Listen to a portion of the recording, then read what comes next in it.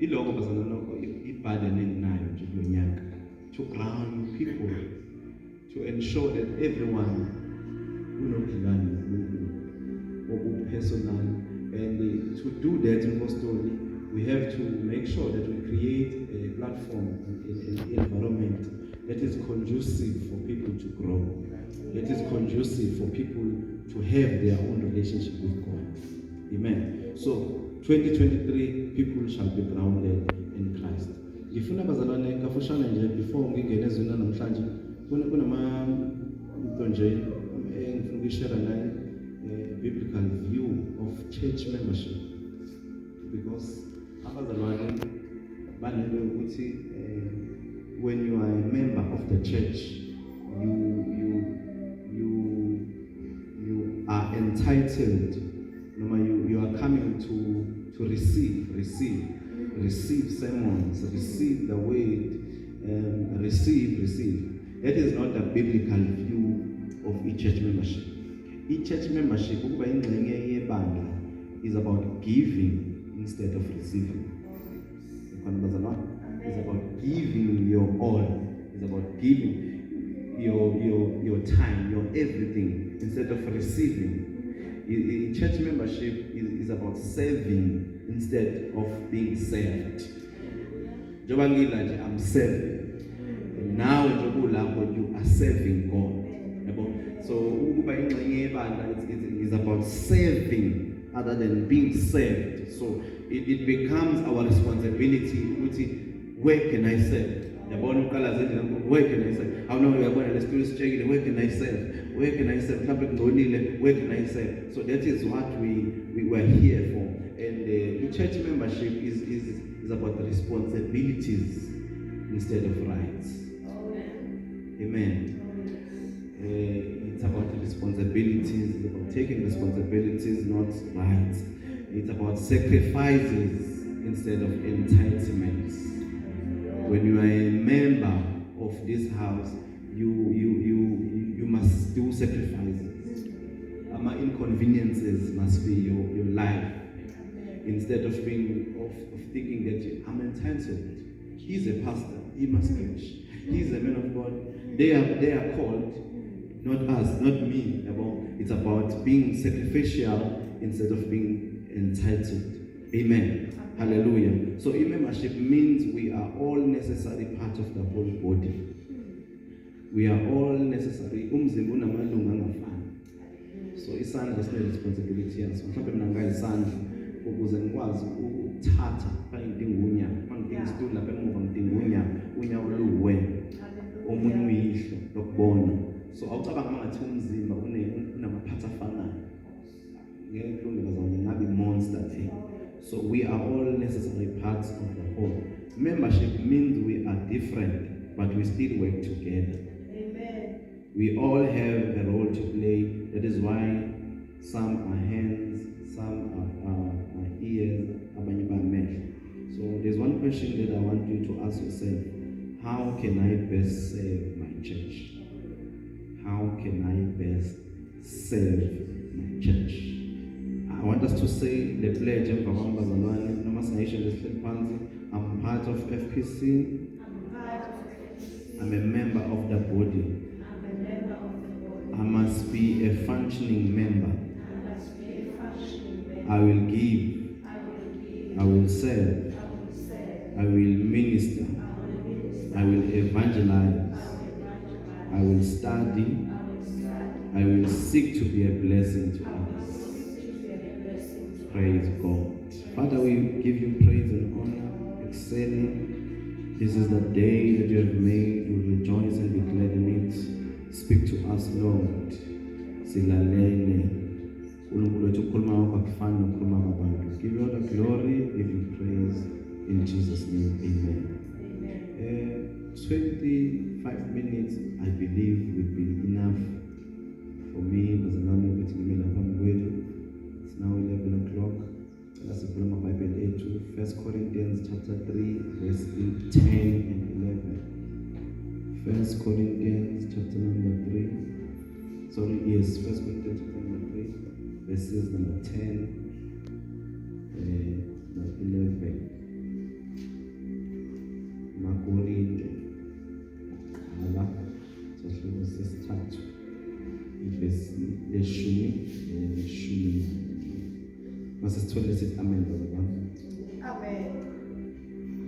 Okay, ngiyafunda ke. According to the grace of God which is given unto me as a wise master builder, I have laid the foundation, and another buildeth thereon. But let every man take heed how he buildeth thereupon. For other foundation can no man lay than that is laid, which is Jesus Christ. Verse 11. For other foundation can no man lay. For other foundation can no man lay than there is laid, which is Jesus Christ. Amen. Isekelo sibekiwe already manje esiuKristu uJesu owakhayo maqapheliswa kanjani ngoba isekelo vele sesikhona esiuJesu. Incwadi yaseKorinte, incwadi efana noMpostoli Paul ukuphendula imibuzo akade benayo concerning church order, ukukhuluma ngemishado. Uzwe isikhathi esiningi ekhuluma ngemishado chapter number 7 verse 1 kuya ku-16. Aphinde futhi aphendule imibuzo about ukudla okuhlatshelwe izithixo ukuthi benze njani labazalwane. Aphinde futhi akhulume nangama-spiritual gifts. So leli bandla ke walivakashela on his second missionary journey. Mufunda Acts chapter 18 uthola lapho ila khona leli bazalwane la khona uApollo, siyamazi uApollo owaphenduka noma wafundiswa uAquila noPriscilla ngesikhathi beseFeso, naye wakwafika kuleli bandla uzoli encourager. So labazalwane ke basebabazalwana kade sebenaso isikhathi bekholwa kodwa they were still immature. Basebenexesha elide bekholwa bemukele uJesu kodwa babengakakhulu. Amen. Babeshalo. Funeka about being grounded in Christ. Futhi ubudlelwane babo babungagxilile kuJesu. Amen. So babesaphikisana ngezinto eziphethe, izinto ezincane nezingenasidingo. Baphikisana ngazo ke benento futhi yokukhetha abashumayeli ebandleni ukuthi hayi thina mina ngithanda ubani, mina ngithanda ubani, ugcine ebandleni sekwakheka into ye-division. Amen. Hallelujah. Ngoba kuyingozi ukuthi sibe sendlini kaNkulunkulu kodwa amehlo ethu noma isekelo sethu kungabi uJesu, kube abantu uNkulunkulu abamisile. In as much as we honor men and women of God, but we must not deviate ekuthenini sizela ngoJesu elithi Bible he is the chief cornerstone. So babe bangezinto useless nje ezingenasidingo bekhetha abashumayeli ethi omunye hayi mina ngoka-Apollo, omunye uthi ngoka-Paul, omunye uthi hayi mina ngoka-Cephas. Bese bakhona laba nje ababethi hayi mina ngoka-Jesu. Labo babecabanga ukuthi ba-right nabo kanti still they're still causing division because sonke size kuJesu but akungahlukanisi ukuthi khona abakaJesu khona abaka-Apollos, because ibandla elinjalo bazalwane eli-divided elikwazi ukuhlukanisa nokuthanda abantu abathile within the same church, lelo bandla cannot be grounded in Christ. Likhona abantu bazalwane. So uNkulunkulu usibizele in unity, usibizele ekuthenini sibe munye, sibe nothando, kungabikhona ama-factions within the church, kungabikhona abathi thina sizwa kangcono ubani, abanye baze bathi sizwa kangcono makuhlabelela ubani. We are a church, we are a body of Christ. Uzathi Paul umebabuza ukuthi uKristu uhlukene yini? Is Christ divided? Because we must be united. So labazalwane babesenento yokuba shallow, bebanga izinto eziwedle because they were worldly minded. Yazi ukuthi yazi ya-escalator into yokuba yizwe kwabo to a point yokuthi even immorality yayigcwele ebandleni laseKorinte.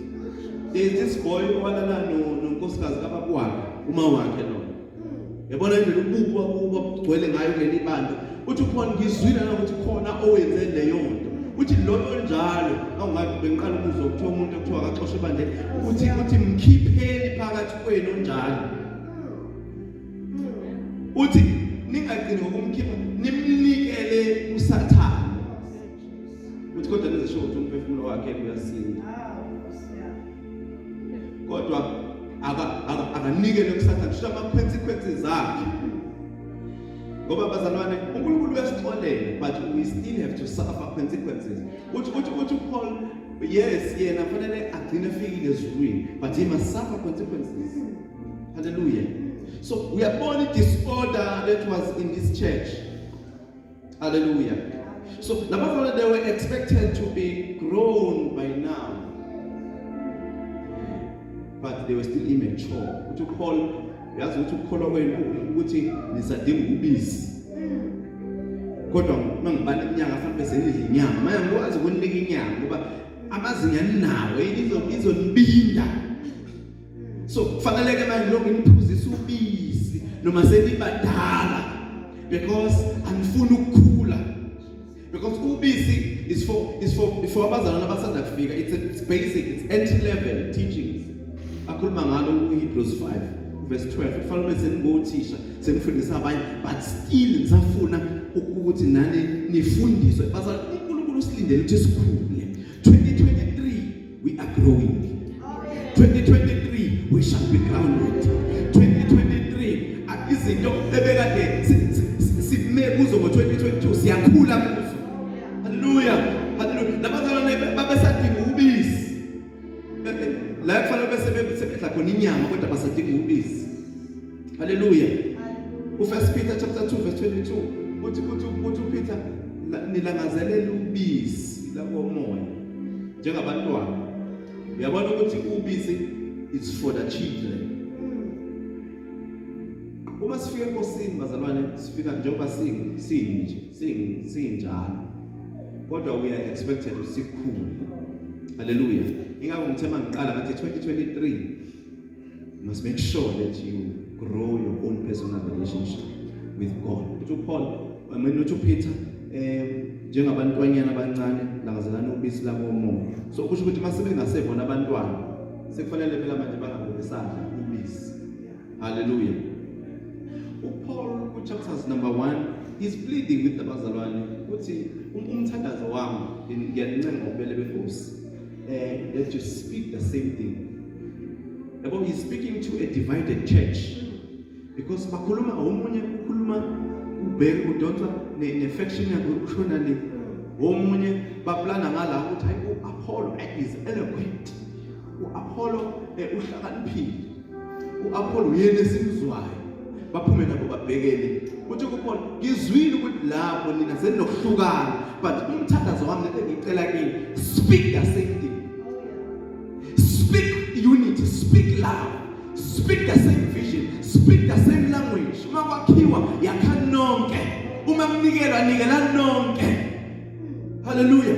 Speak the same thing. That is verses number 10 of chapter 1. Be joined together in the same mind, be of one heart.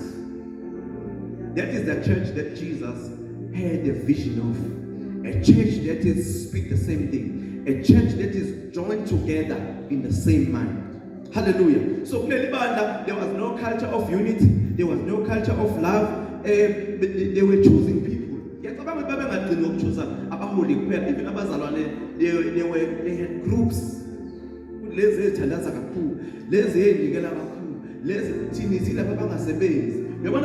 Once one of affections in the house of God, that church will never grow.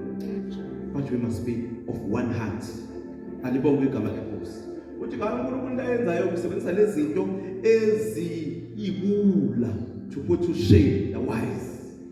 Uthi ningabheki ngamehla abantu because uNkulunkulu into azoyenza noma uNkulunkulu into ayenzayo la phakathi kwenu bazalwane baseKorinte, he chose the foolish things to shame the wise. He took the weak things to shame the mighty. Because uNkulunkulu kule season bazalwane, he will not look at your background, he will not look at any unayoni manoma unayo, but he will choose those things that are despised to shame the mighty. Hallelujah. So be ready for 2023 that God wanna use you. God wanna ground you. uNkulunkulu ufuna uku-establish akwenze a mighty structure noma a permanent structure, because uNkulunkulu into azoyenza kithi bazalwane, he will not ground us for isizini ethile kuphela. Gone are the times and days where sishisekela uNkulunkulu ngoJanuary ngoba siphuma kwe-fasting kuphela, but uNkulunkulu want to ground and establish you into a permanent structure. God wants to establish you into a mountain. He wants to erect you as a mountain. In the last days, the mountain of the Lord's house shall be exalted. So this mountain will only be exalted if it's grounded. God wants to ground you with 2023, so that when you are not shaken, you are not moved. He wants to ground you. Hallelujah. So he has chosen the weak things, put to shame the mighty. To Paul, 2023, we are resolving not to know any man. We are resolving only to know Christ, not just Christ, but Him crucified. Hallelujah. Your faith should not be in the wisdom of men, but in the power of God. Hallelujah. So, bazalwane, we are called to Christ, and Christ wants to ground us. Hallelujah. Christ ufuna ukuthi asizinzise. uNkulunkulu ufuna ubudlelwane bakho naye buzinze, bungabishalo. Yabona isihlahla wasisimbula nempande zaso, leso sihlahla usitshala kwendawo sizokhula, but uma uzosika phezulu sinikeza izinsuku ezimbalwa uzosibona sesibunile. So uNkulunkulu ufuna ukuthi ubudlelwane bakho naye kube ubudlelwane obu-rooted, obu-deep ey'ntweni zakhe. Alibonge igama lenkosi. Hallelujah. So nabazalwane, they were divided, but lapho verses number 10 and 11, Paul ukhuluma into yokuthi uNkulunkulu ngokomusa ngiphewa njengenyanga yokwakha ukuthi ngisibekile isisekelo.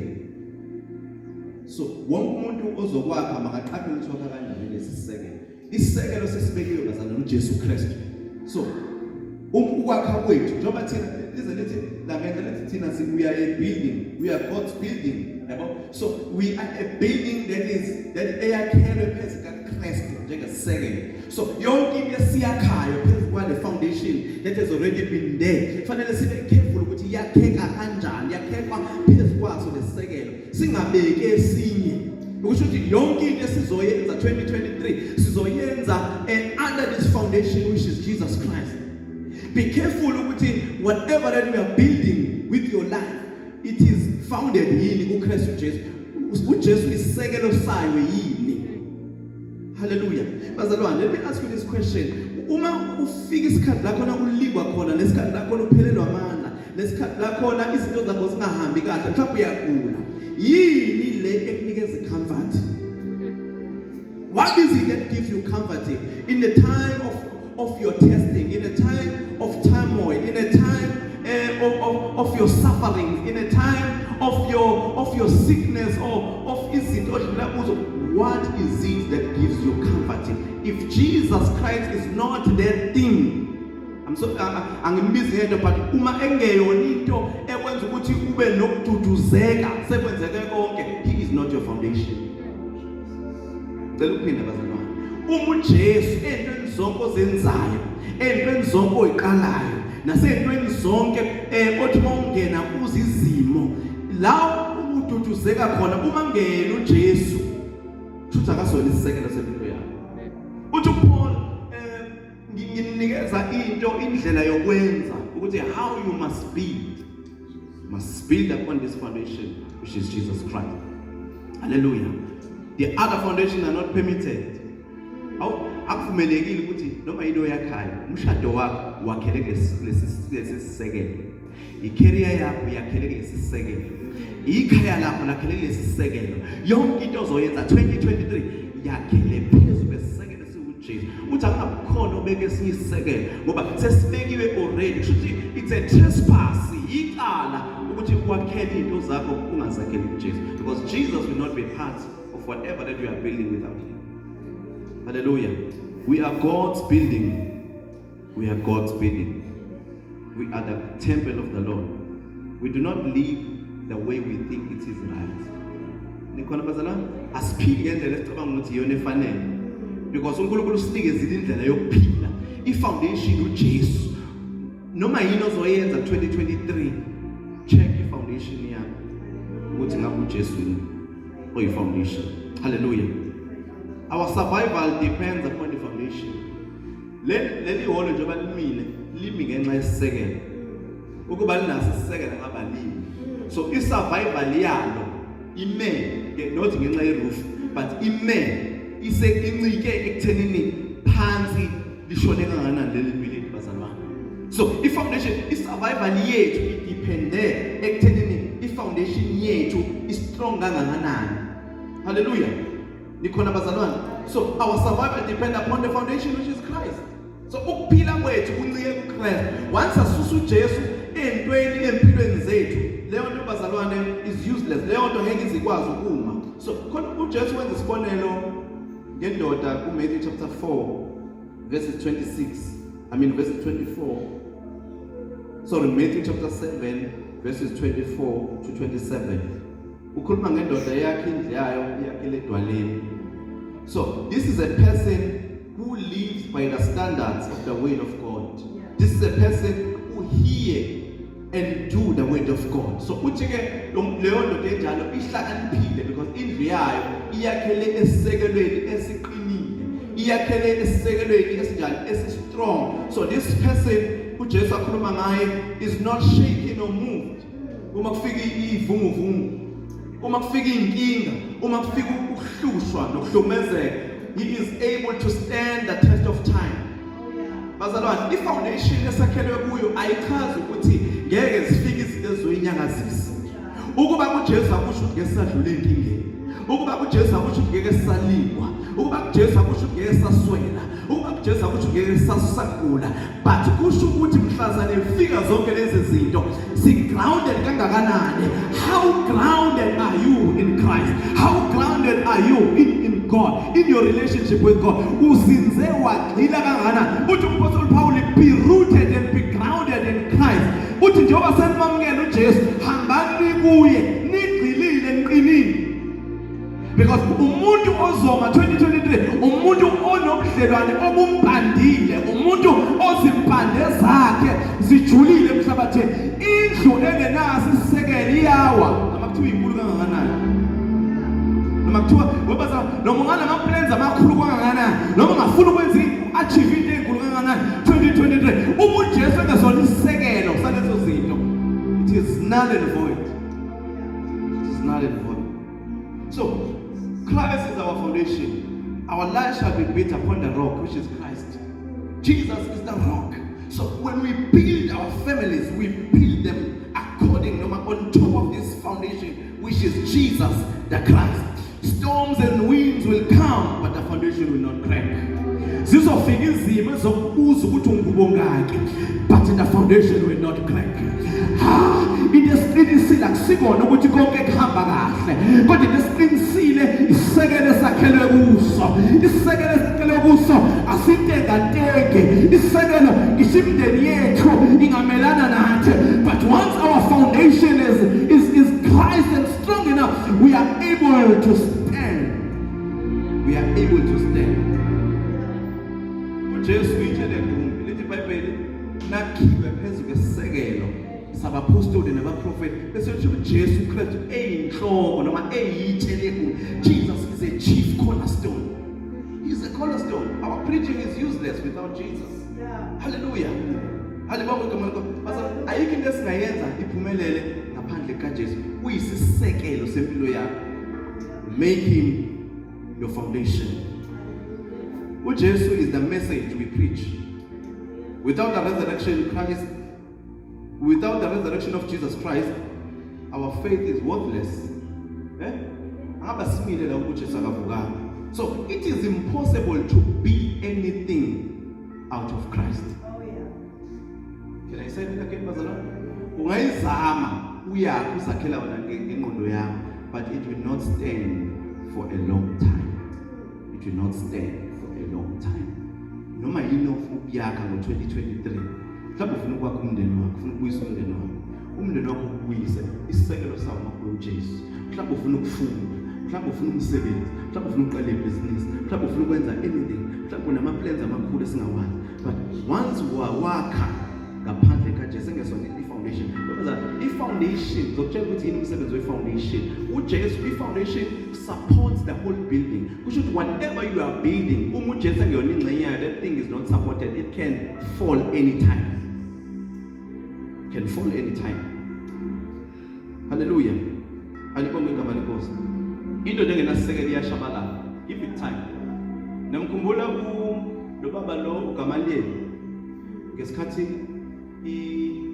isigungu lesi sabaJuda sibiza abapostoli sifuna ukubathulisa imessage yabo. Wathini la baba? Wathi ikhona imove ke yafika before le. Yaphela. Kwafika nengemva kwayo nayo yaphela. Ngoba kushuthi zazingaveli uNkulunkulu. Uthi nayo le inikezeni isikhathi. Uma ukuthi ayiveli uNkulunkulu izophela. Kodwa uma ukuthi ivela uNkulunkulu ngempela, ningazithuka bayekeni labantu kuba ningazithuka senilwa noNkulunkulu uqobo lwakhe.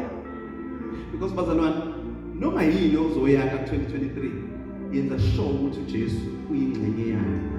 Akabe isisekelo, sangabe ingxenye nje. Ungamtsheli ngokusuka yakhe building, but make him the foundation. Ngoba ungaveli uNkulunkulu kuyashabalala. Lento bazalwane izosenza ukuthi sibe grounded and rooted in Christ. Because asizokwenza ngokuthanda nangokucabanga kwethu, but sizokwenza ngoba sikanye naye. Webazalwane, to involve him kuzokwenza ukuthi ubudlelwane bakho naye bube strong enough. And once you are strong enough, he will be able ukuthi control. Because as controlling nje ngoba sizakhele izinto zethu thina. Asikwazi ukuminclude ngasekugcineni ngoba sesineyinkinga. There are two things ezitest ukuthi ugrounded ngempela yini enkosini. Yokuqala ama sufferings. Kunabantu abangena ezinkingeni abascotch abashiswa inkinga zempilo. Once bangena ezinkingeni sibona lapho ukuthi lo mzalwane ungabe grounded ngempela yini kuJesu. Hallelujah. Kunabantu abathi mina kwakusencane impilo yayingcono ngakakholwa. Yes, yayingcono because you did not belong to this government okuliwa nayo day and night. Hey bazalwane, ama suffering ayakwazi ukumsusa umuntu enkosini. Ukuhlupheka nokugula nokweswela nezinkinga zempilo ziyakwazi ukususa enkosini. So ama sufferings ayi test yokuthi ngabe ugxilile nenkosini. Wena wayazi khona abantu abasho kahle ukuthi uNkulunkulu mengathiwa ukwenza 1 or 2 noma umphuthu 1 or 2 ngakuyeka ukukholwa. But we must learn to be grounded bazalwane in Christ. Ukuthi inkosi noma kuthiwa yini eyenzeke empilweni yami, I shall not be moved. I am grounded. I am rooted in Christ. And the second thing eprovayo ukuthi ugxilile kuJesu ama delicacies, ama blessings. Abanye mhlawumbe uNkulunkulu ebabusisa yathi kuba ugcina kwabo ubudlelwane babo noNkulunkulu, because ababe besasibona isidingo sokukhonza uNkulunkulu because they have everything. So sibona mhlawumbe uNkulunkulu ekubusisa ukuthi ugxilile yini ekholweni. Hallelujah. Alibonge igama lenkosi. Imali ama promotions nemisebenzi can make people move away from God. But this season we refuse to be shaken. We are grounded. How grounded are you in Christ? Or you are just doing it because for the sake of doing it. Unyaka uqilisa ubudlelwane bakho noNkulunkulu. Yini le ngakususa enkosini? Yini le engathi uyasuswa kuwena? Abanye ingane zabo bangathiwa ziyasuswa ingane zabo phambi kwabo. Bangamyeka uNkulunkulu. Hallelujah. So last thing bazalwane. Why the foundation is important? Isisekelo sibaluleke ngani? Asikhuluma ngesisekelo. Isisekelo, a good foundation supports the house. Isisekelo nje esi good noma esihle sisupporta indlu. Indlu kuze imidinga a foundation. Indlu kuze ikwazi ukusurvive iminyaka. building asebalweni iminyaka emikhulu hayi ngoba lama building strong phezulu noma emahle ngaphakathi ingoba ifoundation yawo iyakwazi ukuwasupporta webaza nayikho into ozoyakha nozoyenza umuntu esekezona isekelo sayo ezoma. Hallelujah. Ifoundation support the house alibonga igama lenkosi. So kusho ukuthi uma ifoundation ingekho strong ibuilding liyawo. It resist movement. Siyazi ukuthi umhlabathi bazalwane ama-moisture level changes nama temperatures ayashintsha. Hallelujah. Kugcine sekuaffecteka the soil, i-condition yomhlabathi. Uthola umhlaba ebusika, mhlawumbe umhlabathi umanzi kakhulu or wome kakhulu. Uma i-foundation yaleyo building ingekho strong, that house can move and can crack. But a good and solid foundation iyakwazi ukubamba ibhilidi lime noma kuthiwa umhlabathi uyashintsha. uJesu uyambamba umuntu noma izimo zempilo zifika zimshisa kodwa uyakwazi ukuma athi I'm protect athi umanayo like a tree that is planted by the seas. Uthi othela isithelo sawo ngesikhathi sawo abongalawo ngabulo uthi konke akwenza uyakuba nenhlanhla kuwo ngoba lesihlahla si-grounded, lesihlahla sifake impande zaso phansi, lesihlahla sikhelelwa uJesu, lesihlahla sinempande eziqinile.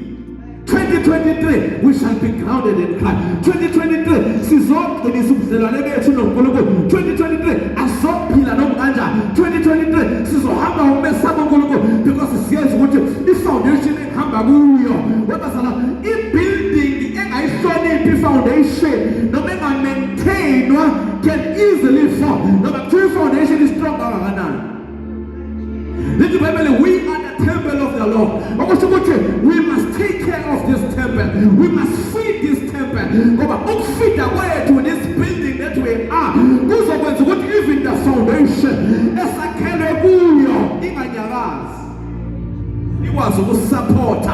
But once the building is damaged, uma kule building singabulala amawindi, singabhidliza ngezandla shaya udonga, the foundation cannot hold the whole building.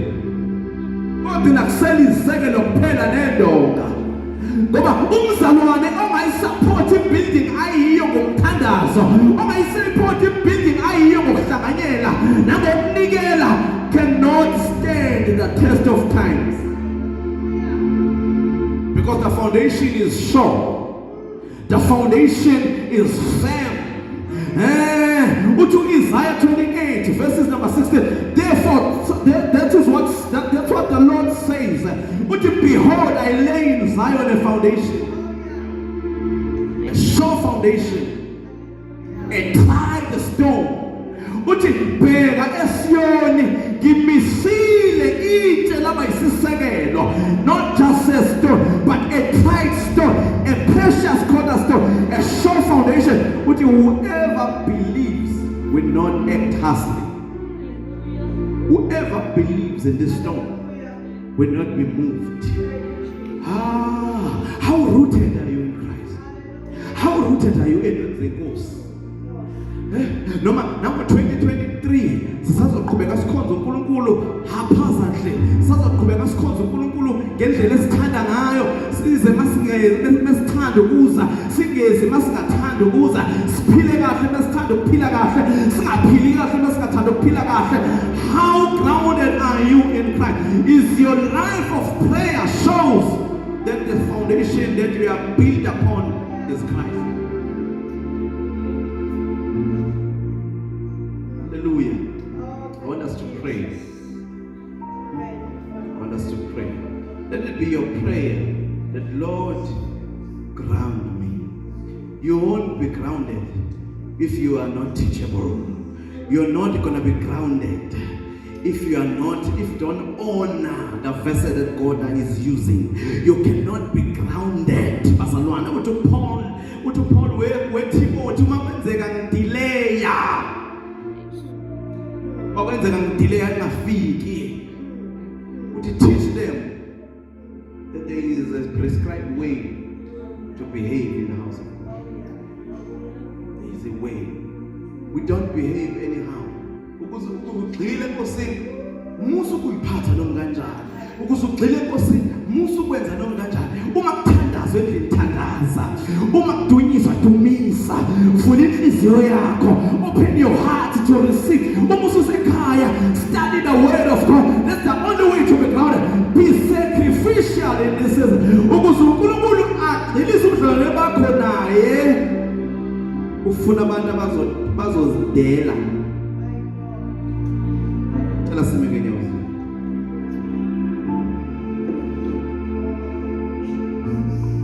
2023